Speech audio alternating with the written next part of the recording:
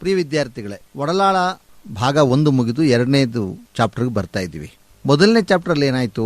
ಒಡಲಾಳ ಮೊದಲನೇ ಚಾಪ್ಟರ್ನಲ್ಲಿ ಸಾಕವ್ವ ಆ ಹುಂಜವನ್ನು ಕಳ್ಕೊಂಡಿದ್ದಾಳೆ. ಹಾಗಾಗಿ ಅದು ಎಲ್ಲೋಯ್ತು ಅಂತ ಅವಳು ಗೊತ್ತಿಲ್ಲ. ಪಾಪ ಹುಡುಕಿ ತುಂಬ ಅವಳು ನಿತ್ರಾಣಗೊಂಡು ತನ್ನ ಮನೆಗೆ ಬಂದಿಯಾಳೆ. ತನ್ನ ಮನೆಯಲ್ಲಿ ಯಾರೂ ಕೂಡ ಹುಂಜ ಕಳವಾದ ಬಗ್ಗೆ ತಮ್ಮ ಒಂದು ಕಾಳಜಿಯನ್ನು ತೋರಿಸ್ತಾ ಇಲ್ಲ. ಹಾಗಾಗಿ ಮಣ್ಣನ್ನು ತುಂಬಿಕೊಂಡು ಅವಳೆಲ್ಲ ಕಡೆಗೂ ಧೂಳು ಎರೆಸ್ತಾ ನನ್ನ ಹುಂಜ ಕದ್ದವ್ರ ಮನೆ ಹಾಳಾಗೋಗ್ಲಿ ಅಂತೇಳಿ ಶಾಪ ಕೊಡ್ತಾಳೆ. ಆ ಸಮಯದಲ್ಲಿ ಮುಂದಿನ ಭಾಗದಲ್ಲಿ ಏನಾಯಿತು ಅಂತ ನೋಡ್ತಾ ಹೋಗೋಣ. ಮಗಳು ಗೌರಮ್ಮ ತಂದಿಟ್ಟ ಗಡಿಗೆಯಲ್ಲಿ ನೀರು ಕುಡಿದಾದ ಮೇಲೆ ಸಾಕವ್ವನ ದೇಹಕ್ಕೆ ಉಸಿರು ಕೂಡ್ಕೊಂಡಿತು. ಸಾಕವ್ವ ಮಗಳ ತಲ ಸವರೂತ, ನೀನು ತಣ್ಣಗಿರು ನನ್ನ ಕಂದ, ಕಡ್ಗಾಲ್ಕ ನೀನೇ ನಂಗೆ ಆಗವಳು, ನಾನು ಇರೋ ಆಸ್ತಿನೆಲ್ಲ ನಿನ್ನ ಕಿರಿಮಗನಿಗೆ ಬರೆದು ಸತ್ತೋಯ್ತೀನಿ ಎಂದು ದುಃಖದ ರಾಗ ಬೆರೆಸಿ ಹಾಡತೊಡಗಿದಳು. ಅವ್ವನ ಈ ರಾಗ ಈಗ ನಿಲ್ಲಬಹುದು, ಇನ್ನೊಂದು ಗಳಿಗೆಯಲ್ಲಿ ನಿಲ್ಲಬಹುದು ಎಂದು ಕಾದು ಕಾದು ನಿಲ್ಲದಿರಲು 2ನೇ ಮಗ ಸಣ್ಣಯ್ಯನಿಗೆ ತಡೆದುಕೊಳ್ಳಲಾಗಲಿಲ್ಲ. ಹೆಂಡತಿ ಸನ್ನೆ ಮಾಡಿದ್ರೂ ದಕ್ಕದೆ ಏನವ ನೀ ಅನ್ನೋದು ಎಂದು ಹೊರಕ್ಕೆ ನೆಗೆದು ಬಂದನು. ಮೊದಲನೇ ಪ್ಯಾರಾಗ್ರಾಫಲ್ಲಿ ನೀರು ಕುಡಿತಾಳೆ. ನೀರು ಕುಡಿದಾದ್ಮೇಲೆ ತನ್ನ ಮಗಳನ್ನು ತಲೆಯನ್ನು ಸವರುತ್ತಾ ಅವಳು ಹೇಳಿದ ಮಾತು ಕೇಳ್ತಿದ್ದಂಗೆ ಸಣ್ಣಯ್ಯ ಕೋಪದಿಂದ ಹೊರಗಡೆ ಬರ್ತಾನೆ. ಏನಾಯಿತು? ಸಣ್ಣಯ್ಯ ಅನ್ನೋನು ಪೀಚಲಾಗಿ ಕಟುವಾಗಿದ್ದನು. ಅವನ ಕೈಕಾಲುಗಳು ಕಡ್ಡಿಯಂತೆ ಒಣಗಿಕೊಂಡಿದ್ದು ನಾರಿನಂತೆ ಗಟ್ಟಿಯಾಗಿದ್ದವು.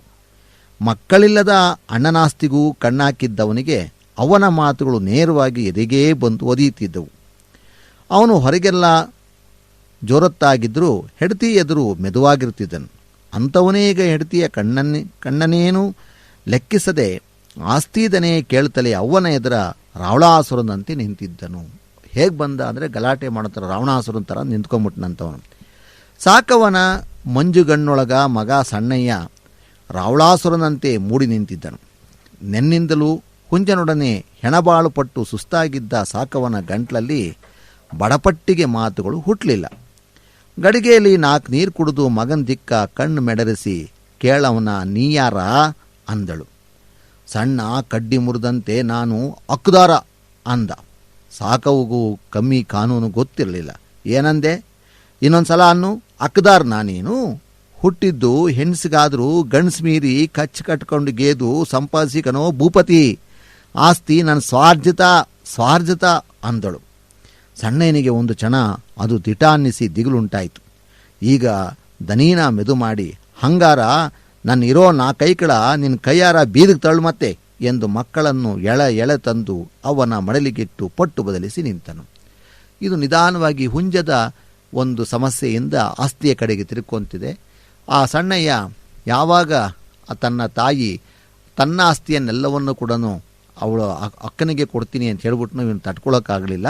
ಅವನು ಜಗಳ ಮಾಡೋಕ್ಕೆ ಶುರು ಮಾಡ್ತಾನೆ. ಏಕೆಂದರೆ ಆ ಸಾಕವನೇ ಅಷ್ಟೂ ಆಸ್ತಿಯನ್ನು ಸ್ವಯಾರ್ಜಿತ ಮಾಡಿದ, ಅವಳೇ ಸಂಪಾದನೆ ಮಾಡಿದ್ಳು. ಅದು ತಾತ ಮುತ್ತಾತರಿಂದ ಬಂದಿದ್ದಲ್ಲ, ತಾನೇ ಸಂಪಾದನೆ ಮಾಡಿದ್ರಿಂದಾಗಿ ಅದು ಗೊತ್ತಾಗಿ ಅವನೇನು ಮಾಡ್ತಾನೆ, ತನ್ನ ರಾಗವನ್ನು ತನ್ನ ಒಂದು ಬೇಡಿಕೆಯನ್ನು ಬದಲಾವಣೆ ಮಾಡ್ತಾನೆ ಅವನು. ಆಗೇನಾಯಿತು ನೋಡೋಣ. ಸಣ್ಣಯ್ಯನ ಮಾತು ವರ್ಷೆ ಈಗ ಮೆದುವಾಗಿದ್ದರೂ ಹುಂಜಿನಿಂದಾಗಿ ದಿಕ್ಕೆಟ್ಟವಳಾಗಿದ್ದ ಸಾಕವ್ಗೆ ಜೋರತ್ತು ಮಾಡಬೇಕೆನ್ನೋ ಒಳಗುದಿ ಎದ್ದೆದ್ದು ಕುಣಿಯುತ್ತಿತ್ತು.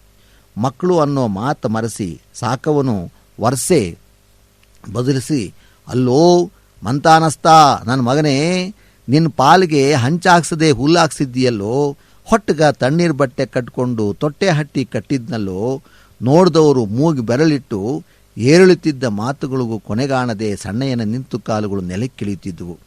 ಅವ್ವ ಅಂದ್ಕೊಂಡು ಹಟ್ಟಿಯ ಒಂದು ಮೂಲೆ ಹಿಡಿದು ಸ್ಪಾಟ್ ಮಾಡಿ ನಿಧಾನವಾಗಿ ಕಣ್ಣು ಚಲಿಸುತ್ತಾ ಅಲ್ಲಲ್ಲಿ ನೆಡುತ್ತಾ ಕಂಡದ್ದು ವರ್ಣಿಸುತ್ತಾ ರಾಗವಾಗಿ ದನಿ ಎತ್ತರಿಸಿ ಹಾಡುತ್ತಿದ್ದಳು. ತನ್ನ ಹಿಂದಿನಿಂದಲೂ ಇದ್ದಂಥ ಕೋಪ ಆಕ್ರೋಶ ಎಲ್ಲವನ್ನ ಸಾಕವ್ವ ತನ್ನ ಮಗನ ಮೇಲೆ ಅವಳು ಕಾರ್ತಾ ಇದ್ದಾಳೆ. ಏಕೆಂದರೆ ಅವಳು ಹಂಚಾಕ್ಸಿದ್ರು, ಇವನು ಅದನ್ನು ಪೂರ್ತಿ ಮಾಡೋಕ್ಕಾಗಲಿಲ್ಲ. ಅದಕ್ಕೆ ಅವನೇನು ಮಾಡ್ಯಾನಪ್ಪ ಅಂದರೆ ಹುಲ್ಲಾಕ್ಸಿದ್ದ. ಅದು ಕೂಡ ಅವಳಿಗೆ ಕೋಪ ಬಂದಿತ್ತು.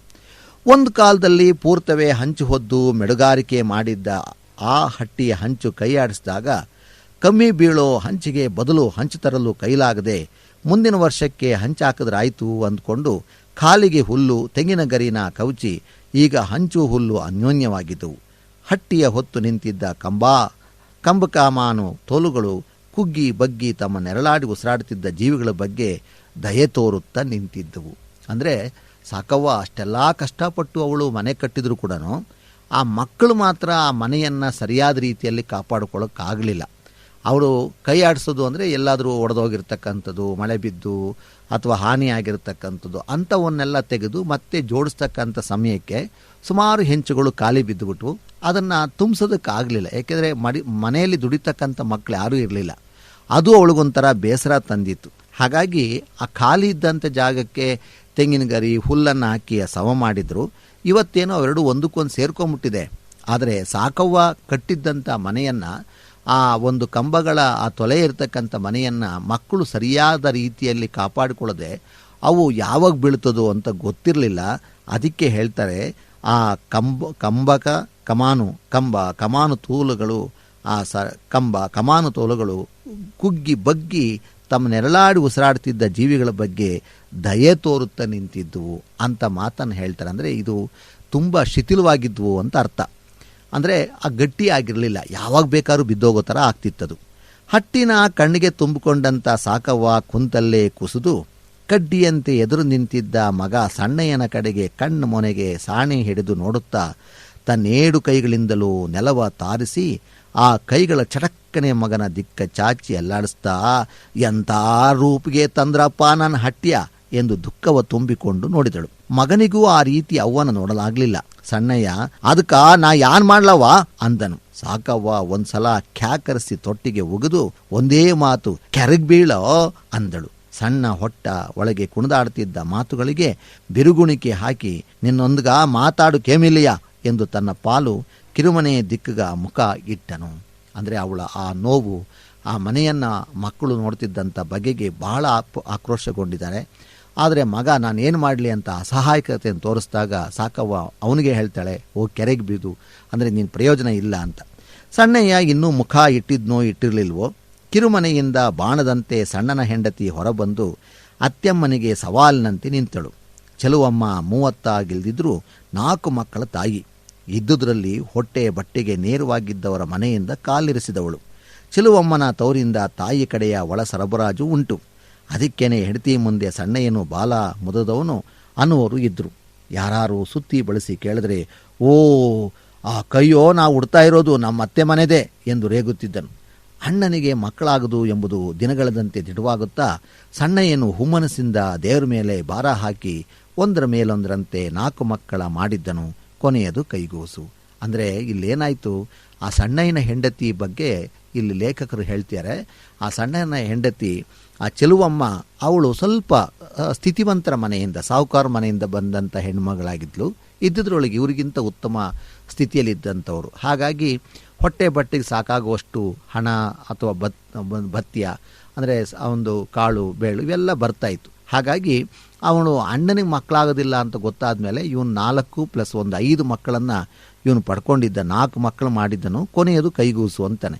ಹೀಗಾಗಿ ಅವನಿಗೆ ಆ ಸಂಸಾರದ ಆಸೆನೂ ಇತ್ತು, ಚೆನ್ನಾಗಿ ಮಾಡ್ಕೊಂಡಿದ್ದ, ಆಸ್ತಿಯಲ್ಲಿ ನನಗೆ ಬರ್ತದೆ ಅಂತ. ಯಾಕಂದರೆ ಸಣ್ಣಯ್ಯನ ತಮ್ಮ ಇದ್ನಲ್ಲ, ಅವನು ಕೂಡ ಮದುವೆ ಆಗಿರಲಿಲ್ಲ.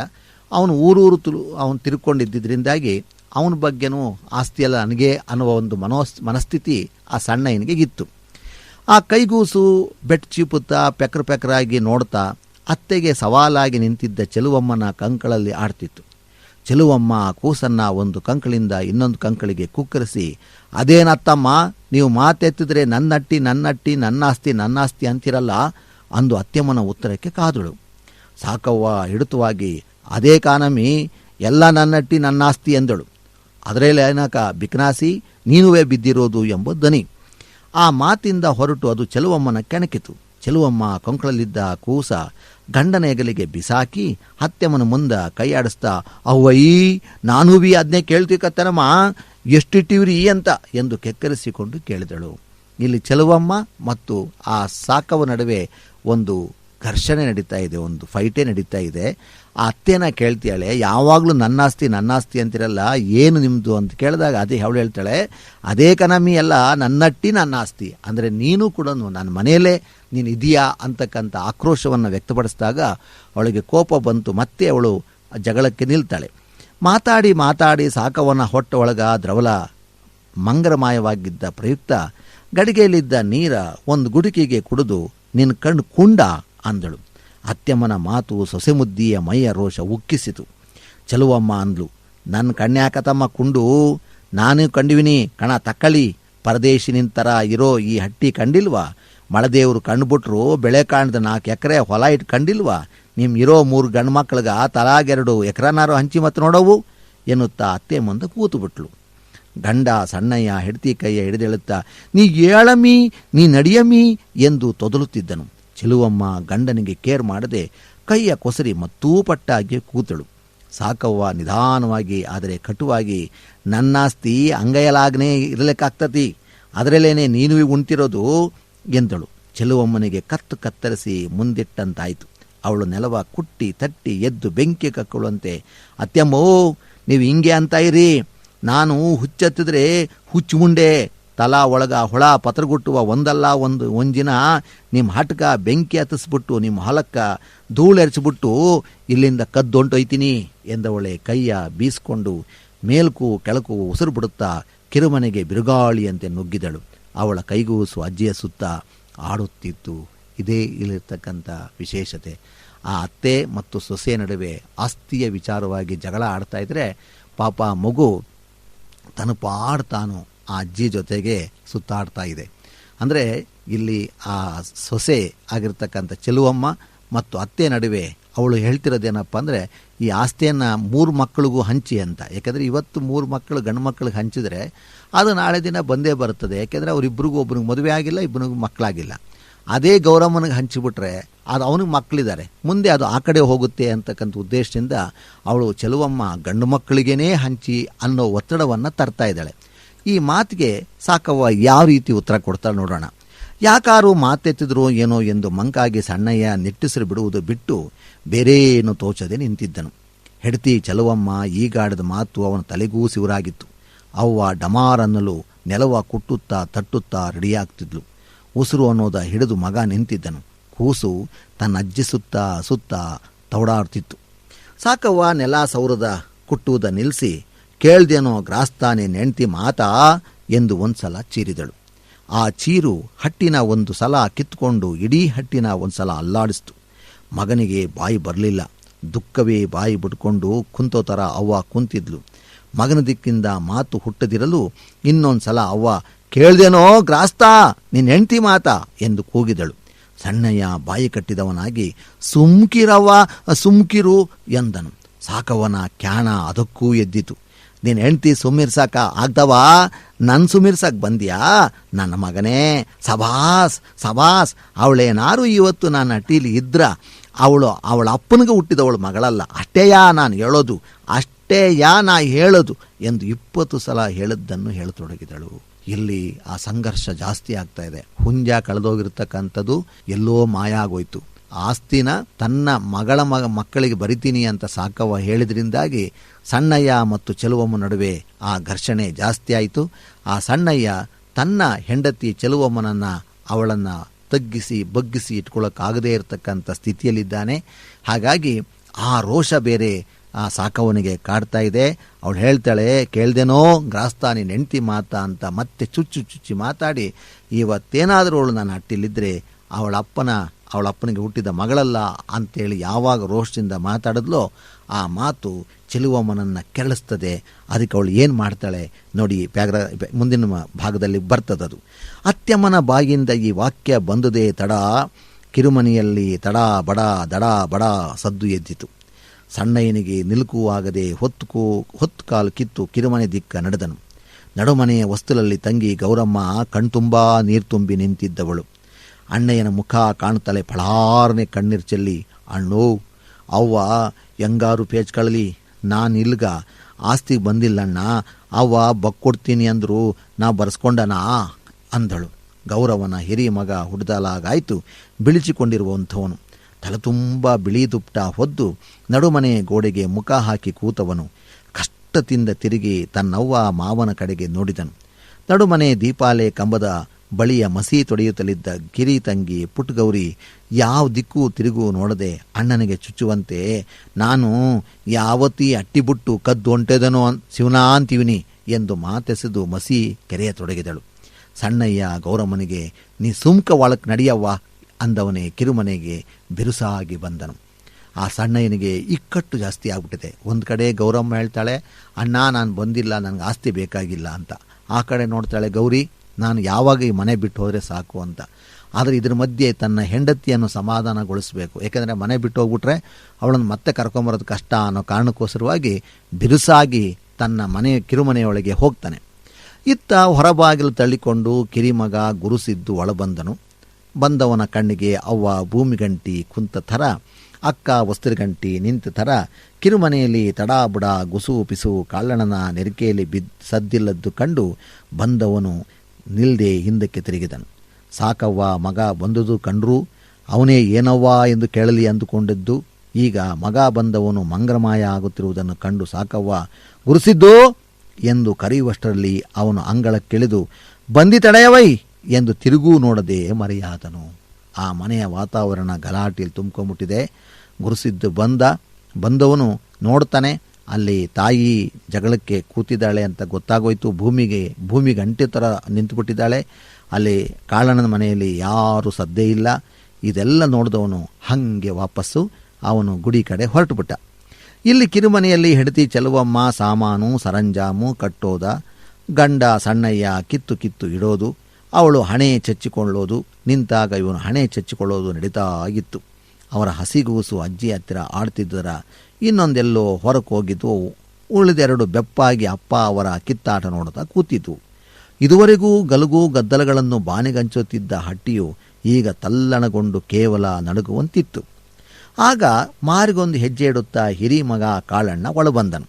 ಅವನ ಕಂಡು ಏನೋ ಆಗದೆ ಅನಿಸಿ ಏನವೋ ಅಂದರೂ ಆ ಅವ್ವ ಬಿಟ್ಟಂತ ಕಣ್ಬಾಯ ಮುಚ್ಚದೆ ಅಥವಾ ತೆಗೆದೇ ಕೂತಿರಲು ಸರಸರ ತನ್ನ ನೆರಕಿಗೆ ಬಂದವನ ಕಿವಿಗೆ ಅವನು ಉಸ್ಸೋ ಎಂದು ಕೂರುವ ಮೊದಲು ಹೆಂಡತಿ ಕೂತಿದ್ದವಳು ಆದದ್ದು ಒಂದೂ ಬಿಡದೆ ತುಂಬಿದಳು. ಕಾಳಣ್ಣ ತನ್ನ ದೊಡ್ಡ ಘಟವನ್ನು ಹಿಡಿಮಾಡಿ ಕೂತನು. ಬೇಕಾರೆ ಸುತ್ತ 4 ಗ್ರಾಮಕ್ಕೆ ತಿಳುವಳಿಕೆ ಹೇಳಿ ಸೈ ಅನಿಸ್ಕೊಂಡ್ರು ತನ್ನ ಹಟ್ಟಿಲಿ ಕ್ಯಾಬಿನೈ ಆಗುತ್ತಿತ್ತು. ಹೆಂಡತಿಗೆ ಏನು ಮಾಡ್ತಿದೀಯಾ ಎಂದು ಕೇಳಿದನು. ಹೆಂಡತಿ, ಟೀ ನೀರು ಕಾಯಿಸಿವಿನಿ, ನೆನ್ನೆ ಸಂತ ಕಳ್ಪುರಿ ಒಂದಿಷ್ಟವೇ ಅಂದಳು. ನೋಡಿ, ಇಲ್ಲಿ ಆ ಕಾಳಣ್ಣ ಬಂದಿಯಾನೆ ದೊಡ್ಡ ಮಗ. ಅಪ್ಪ ಅವನ ತಾಯಿಗೆ ಮಾತು ಹೇಳೋಷ್ಟರ ಮಟ್ಟಿಗೆ ಧೈರ್ಯ ಇಲ್ಲ. ಆದರೆ ಹೆಂಡತಿ ಏನೇನು ಗಲಾಟೆ ಆಯಿತು, ಸಣ್ಣಯ್ಯ, ಚೆಲುವಮ್ಮ, ಆ ಗೌರಿ ಮತ್ತು ಗೌರಮ್ಮ ಎಲ್ಲರ ವಿಚಾರವನ್ನು ತನ್ನ ಹೆಂಡತಿ ಮುಖಾಂತರ ಕಾಳಣ್ಣ ಕೇಳಿಸ್ಕೊತಾನೆ. ಆಗಲೇ ಟೀ ನೀರನ್ನು ಕಾಯಿಸಿದರೆ ಅದಕ್ಕೆ ಹಾಲು ಹಾಕಿಸ್ಕೊಳ್ಳೋಕ್ಕೂ ಕೂಡ ಹಾಲು ಕೂಡ ಬೆರೆಸೋಷ್ಟು ಶಕ್ತಿ ಇಲ್ಲ. ಕಳ್ಳೆಪುರಿನ ಅದ್ರ ಜೊತೆಗೆ ಹಾಕ್ಕೊಂಡು ಅವ್ರು ಕುಡಿತಾ ಇದ್ದಾರೆ. ಆಗಲೇ ಚೆಲುವಮ್ಮ ಸಣ್ಣಯ್ಯನಿಂದ ಕೊಸರಾಡಿ ಕಿತ್ಕೊಂಡು ತನ್ನ ಬಟ್ಟೆ ಬರೆ ತುಂಬಿದ್ದ ತೌರ ಟ್ರಂಕ ಎಡಗೈಯಲ್ಲಿ ಹಿಡ್ಕೊಂಡು ಬಲಗೈಯಲ್ಲಿ ಅವಳ 2ನೇ ಮಗನ ಎಳ್ಕೊಂಡು ಕಿರುಮನೆಯಿಂದ ಬರುತ್ತಿದ್ದಳು. ಆ ಹೈದ ಬುಡವೋ ಎಂದು ಅವನಿಂದ ಕಿತ್ಕೊಳ್ತಿತ್ತು. ಚೆಲುವಮ್ಮ ರೋಷಿಕೊಂಡು ಆ ಹೈದನ ಜಾಡಿಸಿ ತಲೆ ಆಮೇಲೆ ಟ್ರಂಕ್ ಭಾರಕ್ಕೂ ಜಗ್ಗದೆ ಅದರಜ್ಜಿ ಪಕ್ಕ ಆಡ್ತಿದ್ದ ಕೂಸನ್ನು ಎತ್ತಿ ರಭಸವಾಗಿ ಕಂಕಳಿಗೆ ಒಂದು ಸಲ ಕುಕ್ಕರಿಸಿಕೊಂಡ್ಳು. ಆ ಕೂಸಿಗೆ ಗಕ್ಕಿಟ್ಟಂತಾಗಿ ಚೀರಿತು. ಅವಳ ಹಿಂದೆ ನಿಂತು ಕಂಡ ಸಣ್ಣಯ್ಯ, ಯಾನಮಿ ನೀ ಮಾಡೋದು ಅನ್ನುತ್ತಾ ಬೆಬಗರಿಯುವುದರ ಬಾಕಿ ಉಳಿಸಿಕೊಂಡು ನಿಂತಿದ್ದನು. ತನ್ನ ಹೆಂಡತಿಯನ್ನು ಹೇಗಾದರೂ ಮಾಡಿ ತಡಿಬೇಕು ಅಂತೇಳಿ ಪ್ರಯತ್ನ ಪಡ್ತಾನೆ. ಆದರೆ ಆ ಚೆಲುವಮ್ಮ ಆ ಮಕ್ಕಳನ್ನು ಕರ್ಕೊಂಡು ಆ ಟ್ರಂಕನ್ನು ಇಟ್ಕೊಂಡು ಅವಳು ಮನೆ ಬಿಟ್ಟು ಹೊರಗಡೆ ಹೋಗೋದಕ್ಕೆ ಸಿದ್ಧವಾಗ್ತಾಳೆ. ಕಾಳಣ್ಣ ಒಳಗಿದ್ದವನು ಹೊರಬಂದು ನಿಲ್ಲಲು ಎಲ್ಲವೂ ಕ್ಷಣ ಅಲ್ಲಲ್ಲೇ ನಿಂತಿತು. ಕಾಳಣ್ಣ ಎಲ್ಲರನ್ನೂ ಒಂದು ಸಲ ನೋಡಿ ಕಿರುಮನೆ ದಿಕ್ಕು ಬೆರಳು ಮಾಡಿ ಚೆಲುವಮ್ಮನಿಗೆ, ನೀ ಮೊದಲು ಒಳಕ್ಕೋಗಿಯುಳ ಅಂದನು. ಚೆಲುವಮ್ಮ ಹಿಡಿದಿದ್ದ ಟ್ರಂಕ್ ನೆಲಕ್ಕೆ ದಬ್ಬನಿಟ್ಟು ತಾನು ಕೊಸಕ್ಕನೆ ಕೂಸಾಡಲು ಕೆಳಬಿಟ್ಟು, ಅಲ್ಲಕ್ಕನಿ ಬಾವಯ್ಯ, ಈ ಮನೆಯಲ್ಲಿ ಏನಾದರೂ ತಪ್ಪಾಯ್ತದಲ್ಲ, ನಾನಿರಬೇಕಾ ಸಾಯ್ಬೇಕಾ ಎಂದು ಸೆರಗು ಮುಖಕ್ಕೆ ಮುಚ್ಚಿಕೊಂಡು ಗೊಳೋ ಅಂದಳು. ಚೆಲುವಮ್ಮನ ಅಳು ಕಂಡು ಅವಳ 2ನೇ ಮಗನು ಬಾಯಿ ತೆಗೆದು ಅವನ ಅಳುವಿಗೆ ತನ್ನ ದನಿ ಕೂಡಿಸ್ತು. ಸಾಕವ್ವ ಕೈಯಾಡಿಸ್ತಾ, ಓವೋ ಈ ಘನಕಾರ್ತಿ ಮಾತು ನೋಡ್ರವ್ವ ಎಂದು ಚೆಲುವಮ್ಮನ ದಿಕ್ಕು ನಟಿಕೆ ಮುರಿದಳು. ಚಚ್ಚಲ ದಿಕ್ಕಿಗೆ ತೆವೀತಿದ್ದ ಕೈಗೂಸ ಗೌರಮ್ಮ ಎತ್ಕೊಂಡ್ಳು. ಆ ಬಚ್ಚಲ ದಿಕ್ಕಿಗೆ ತೆವೀತಿದ್ದ ಕೈಗೂಸ ಗೌರಮ್ಮ ಎತ್ಕೊಂಡ್ಳು. ಚೆಲುವಮ್ಮನ ಪಕ್ಕದಲ್ಲಿದ್ದ ಟ್ರಂಕ ಸಣ್ಣಯ್ಯ ಕೈಲಿಡಿದು ಕಿರುಮನೆಗೆ ನಡೆಯುತ್ತಲೇ ಚೆಲುವಮ್ಮ ಸರುಗುಟ್ಟುತ್ತಾ ಎದ್ದು ಗಂಡ ಮತ್ತು ಟ್ರಂಕ್ ಅನುಸರಿಸಿ ನಡೆದು ಕಿರುಮನೆಯಲ್ಲಿ ಕುಕ್ಕರು ಬಡಿದು ಅಷ್ಟಾಯಿತು. ಅಲ್ಲಿಗೆ ಕಾಳನಿಗೆ ನಿಲುಕದೆ ಮನೆ ತುಂಬೆಲ್ಲ ಒಂದ್ಸಲ ಕಣ್ಣು ಕೆಂಪು ಕಾಡಿಸಿ, ಆಲ ಕಣ್ರಮೆ, ಅಟ್ಟಿ ಹೆಣ್ಮಕ್ಳೆಲ್ಲ ಎತ್ತಾಗೋ ಹೋಯ್ತಾನೆ ಗುಡ್ಡಾಕೊಂಡಿದ್ದೀರಲ್ಲ, ನಿಮ್ಮ ಉಣ್ಣಾಕ ಬಾನಿಂದ ಇಳಿದು ಬಂದದ ಅಂದನು. ಯಾರ ಬಾಯಿಂದು ಮಾತು ಹೊರಡದೆ ಕೊನೆಗೆ ತಂಗಿ ಗೌರಮ್ಮ, ಕೆಲಸಕ್ಕೆ ಕರೆದ್ರಲ್ಲ ನಾವು ಹೋಗೋದು, ನಾವೂ ಮೇಲ್ಬಿದ್ದು ಮೇಗಲ್ ಕೆರಿನೆಲ್ಲ ತಿರ್ಕೊಂಡು ಬಂದ್ವು, ನೀ ಯಾರ ಅನ್ನೋರಿಲ್ಲ ಅಂದಳು. ಕಾಳಣ್ಣ ನಿಂತವನು ನಿಂತಿದ್ದನು. ನಿಧಾನವಾಗಿ ಇಲ್ಲಿ ಲೇಖಕರು ಏನು ಮಾಡಿದಾರಪ್ಪ ಅಂದರೆ, ಇಷ್ಟೆಲ್ಲ ಜಗಳ ಆಗೋದಕ್ಕೆ ಕೆಲಸ ಅಂತಕ್ಕಂಥದ್ದೇ ಇಲ್ಲ, ಅವರು ದುಡಿಮೆ ಮಾಡೋದಕ್ಕೆ ಬೇಕಾಗಿರ್ತಕ್ಕಂಥ ಅವಕಾಶಗಳು ಇಲ್ಲ ಅನ್ನೋದನ್ನು ತೋರಿಸ್ತಾರೆ. ಕಾಳಣ್ಣ ಹೇಳ್ತಾನೆ, ಎಲ್ಲ ಹೆಣ್ಮಕ್ಳು ಹೀಗೆ ಗುಡ್ಡಾಕೊಂಡಿದ್ದೀರಲ್ಲ, ಒಂದೇ ಕಡೆ ಸೇರ್ಕೊಂಡ್ಬಿಟ್ಟಿದ್ದೀರಲ್ಲ, ಹಿಂಗಿದ್ರೆ ಎಲ್ಲಿ ನಿಮ್ಗೆ ಅನ್ನ ಸಿಗ್ತದೆ ಅಂತ. ಆಗ ಕಿರುಮನೆಯಿಂದ ಚೆಲುವಮ್ಮ ಕೈಲಿ ಕೂಡಲು ಹಿಡಿದು ಹೊರಬಂದು ಕಾಳಣ್ಣ ಹೆಂಡತಿಗೆ, ಅಕ್ಕಯ್ಯ ಬನ್ನಿ, ಸೌದೆಗಾರು ಹೋಗಿದ್ದು ಬರೋ ಅಂದಳು. ಅದಕ್ಕೆ ಕಾಳಣ್ಣ ಹೆಂಡತಿ, ಅಯ್ಯೋ ತಡಿತಾಯಿ, ಇವ್ರು ಈಗ ತಾನೇ ಬಂದರು, ಉಣ್ಣಾಕಿಕ್ ಬಿಡ್ತೀನಿ, ಸೌದೆಗನ ಸಂಜೆಗೋದ್ರೂ ಒಂದಿಷ್ಟು ತರ್ಬೋದು ಎಂದು ಗಂಡನಿಗೆ, ಇನ್ನು ಬನ್ನಿ ಮತ್ತ ಅಂದಳು.